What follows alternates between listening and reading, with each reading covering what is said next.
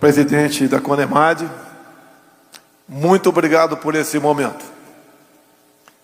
Geralmente, quando eu adentro uma igreja, é para orar e ouvir. Mas, se me permitam, devidamente autorizado, falar alguma coisa para os senhores. Tem algo muito mais importante que a nossa vida. É a nossa liberdade. Quando eu sentei praça no Exército Brasileiro, eu jurei dar minha vida pela nossa pátria. Quer seja ela agredida externamente ou internamente. Todos nós aqui temos uma história que acabará da mesma maneira, com um ponto final. Eu agradeço a Deus pelo ponto e vírgula que tive no dia 6 de setembro de 2018. Se Ele me deu esse ponto e vírgula, é porque tinha uma missão para mim. E o que me conforta é que tenha consciência tranquila de fazer tudo o que é possível. E a consciência mais tranquila ainda, daquilo que não for possível, ou seja, pelo impossível, deixar que Ele nos oriente. Há poucos anos, os mais antigos lembram de uma luta dentro do parlamento. O tal do PLC 122. Passou numa votação, numa quinta-feira na Câmara, com apenas um líder de um grande partido assinando aquele requerimento. Foi uma surpresa para todos nós, em especial a bancada evangélica. E daí restava a luta lá no Senado Federal. E foi uma luta ferrenha, até que o projeto foi arquivado. Aquele PLC 122, entre outras coisas, visava rasgar o livro de Romanos. Mas não tem batalha perdida para nós. Atravessamos 2020, um ano bastante complicado, onde a pandemia se abateu sobre todo o mundo.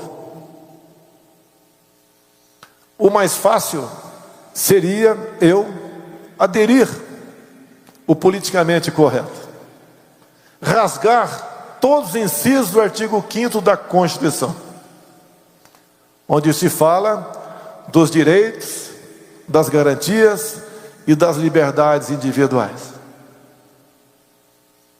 Todos nós nos preocupamos com o vírus, mas a fome e a miséria também matam. Muitos tripudiaram em cima desse dispositivo constitucional, onde um presidente da República, mesmo que decretasse um estado de sítio, poderia fazer aquilo. Retirar o emprego e o ganha-pão de muita gente. Pessoas que trabalhavam de manhã para poder comer à noite. Tiraram o direito de ir e vir. Proibiram de frequentar igrejas. Um refúgio do homem e da mulher que num desespero procura o seu padre, o seu pastor. Não quero generalizar, mas o objetivo de alguns era quebrar o governo pela economia. Não conseguiram. Nós atendemos aos mais humildes, buscando uma maneira de remediar a sua situação. Vencemos, acredito, essa etapa. Um governo que desde o primeiro momento tudo fez para combater a pandemia. nenhum governador, nenhum prefeito pode reclamar do governo federal, principalmente pelos recursos que destinamos a estados e municípios. Nós vivemos numa grande nação, como ouvi há pouco aqui. Marcharemos para o futuro de verdade. No momento também que o Brasil atravessa, onde uma pessoa ou duas tentam perverter a ordem pública com medidas arbitrárias, com medidas revanchistas, extrapolando aquilo que seria seu direito, passando por cima até mesmo do seu compromisso de zelar pela Constituição brasileira. Nós não podemos admitir isso.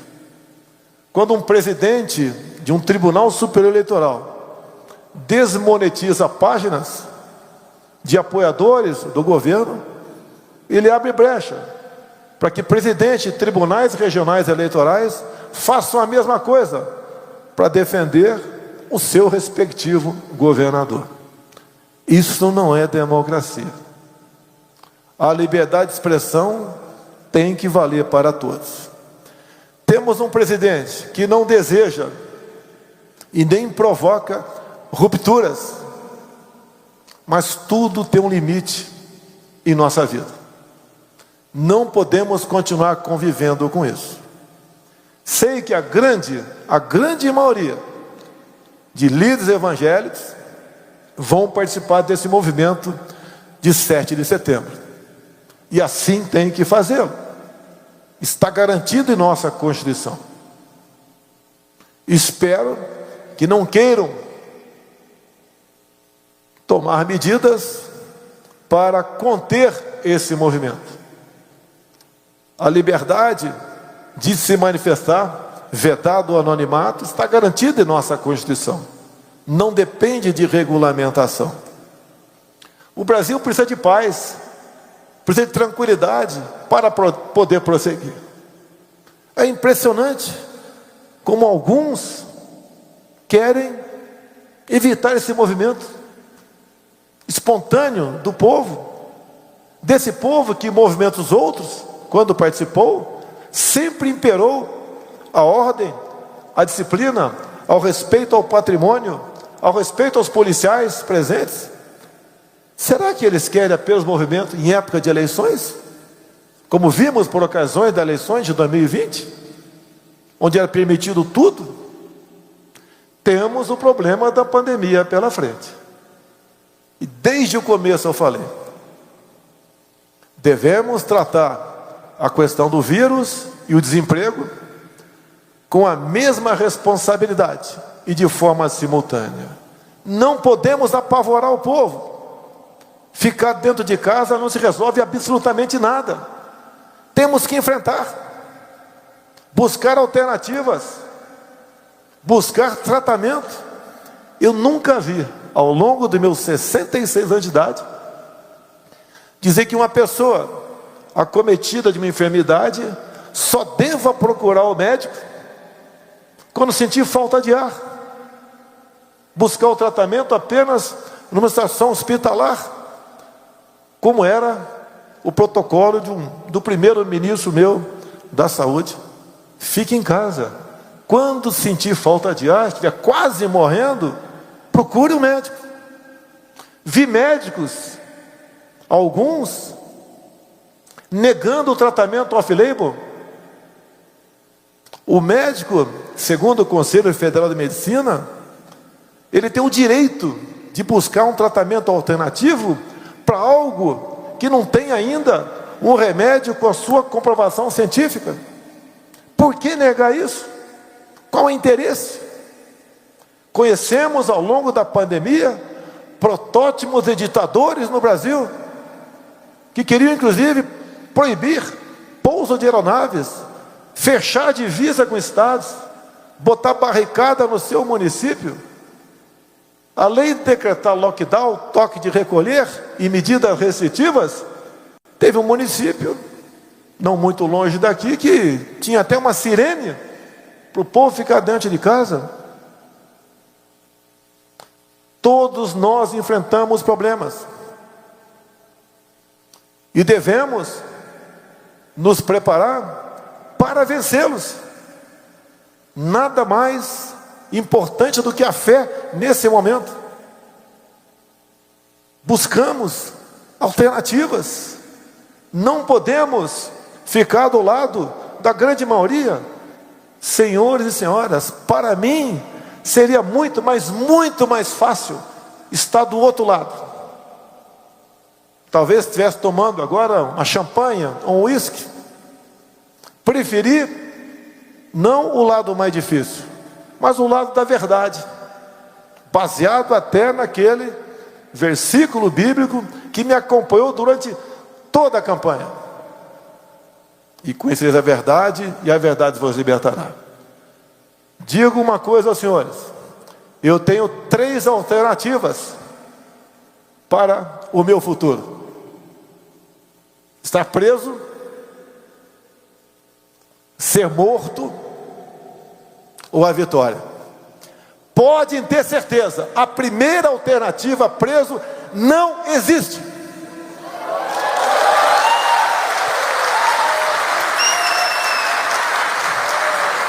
Nenhum homem aqui na terra vai me amedrontar.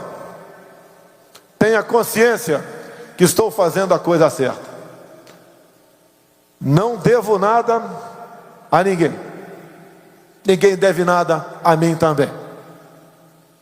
Mas estamos juntos nessa caminhada. Quando a gente fala o que pode acontecer com o Brasil e alguns não acreditam, eu recomendo a vocês, olhem a Venezuela. Se já olharam e não acreditaram, olhem o que está acontecendo com a Argentina. Já estamos preparando uma operação acolhida, a exemplo de Pacaraima e Roraima, lá no Rio Grande do Sul. Já vemos médicos argentinos fazendo revalida no Brasil. Pelo que tudo indica, peço a Deus para estar errado, a Argentina não tem como não dar errado.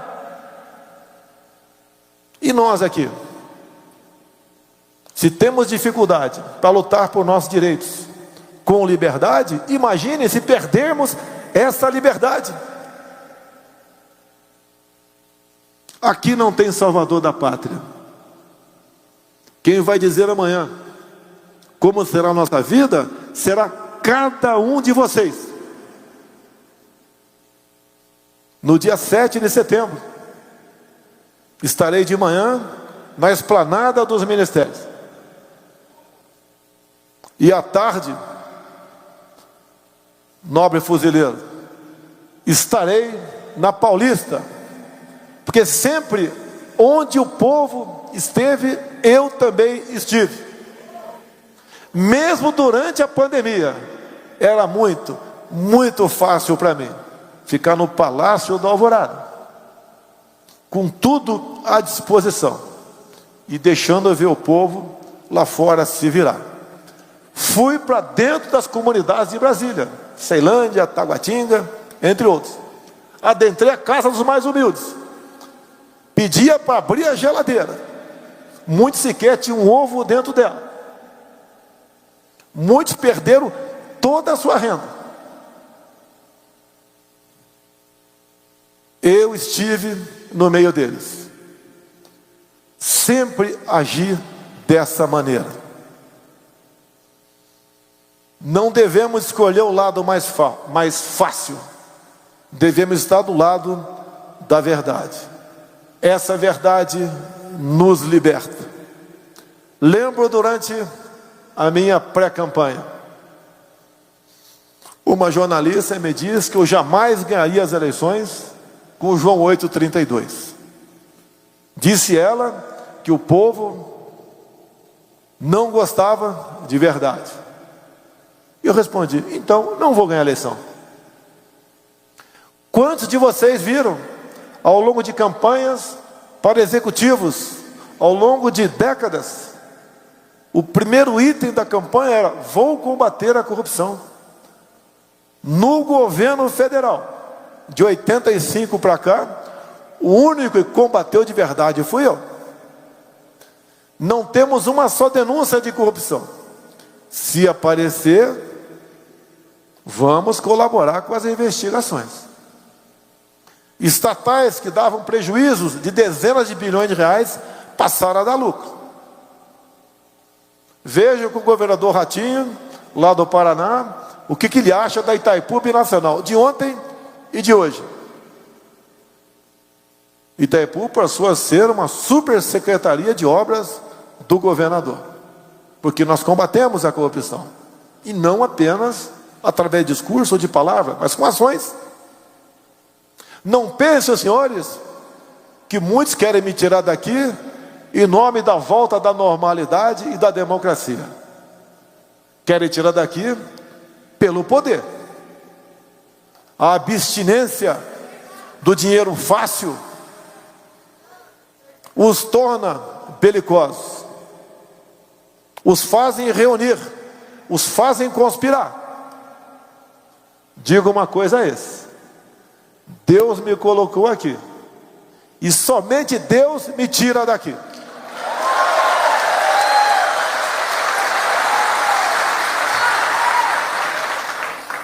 Ameaças não me atingem. Tracei um objetivo na minha vida.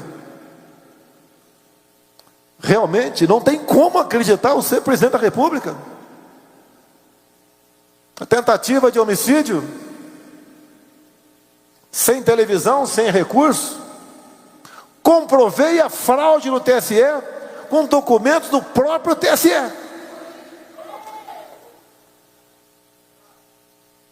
Por que não querem mais transparência? Alguns me acusam de querer dar o golpe.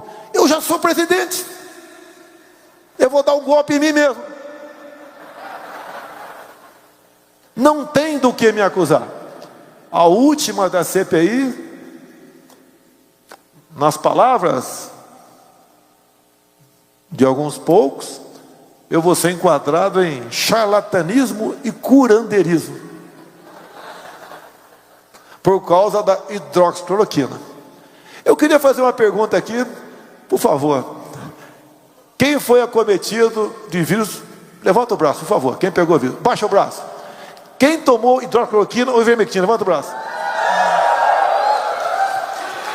Tem médico que nega isso. E queriam obrigar a tomar vacina? Vacinas experimentais. Eu tomei hidroxicloroquina, no dia seguinte estava bom. Não foi da minha cabeça, foi ouvindo pessoas. Inclusive, no momento desse, fiz uma live com pessoas que defendiam o tratamento inicial. A CPI enquadrou como gabinete paralelo. Nós estamos do lado certo. Nós temos a pureza. Nós queremos a solução. Nós temos Deus no coração. Não temos maldade. Sabemos do sofrimento que o povo está passando, porque como consequência daquela polícia do fique em casa, a economia a gente vê depois, chegou a conta para pagar. Enfrentamos uma das maiores crises hidrológicas da história do Brasil. Tivemos uma geada. Problemas nós temos. Mas o Brasil é um dos 5 países que menos sofreu no tocante à economia, graças ao trabalho do nosso governo. E nós temos um compromisso com vocês. É buscar a felicidade para vocês. Não aceitar injustiças. Não aceitar aqueles que dizem que estão preocupados com a vida de vocês, mas na verdade querem o poder. Aquela cadeira que eu sento é verde. Eu digo que nela tem criptonita. Mas o antídoto eu consigo quando estou no meio de vocês.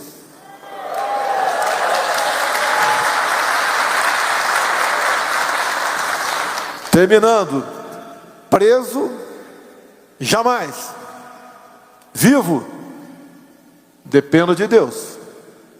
Com a vitória ao lado de vocês.